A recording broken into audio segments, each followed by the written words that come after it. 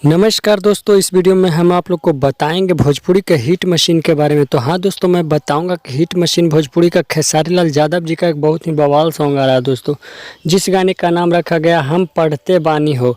इस गाने को गाए हैं खेसारी लाल यादव जी और अंतरा सिंह प्रियंका जी। तो हाँ दोस्तों, ये गाना बहुत ही ब्लास्ट होने वाला और इस गाने को लिखे हैं अखिलेश कश्यप जी और इस गाने का म्यूजिक दिए हैं दोस्तों श्याम सुंदर जी आदिशक्ति फिल्म से। तो हाँ दोस्तों, ये गाना बहुत ही ब्लास्ट सॉन्ग होने वाला है। मैं बताऊंगा दोस्तों कि गर्दा मचा रहा है गाना दोस्तों। इस गाने को आज ही रिलीज कर दिया गया है दोस्तों, सुबह सुबह Shiv Shakti films YouTube channel पे।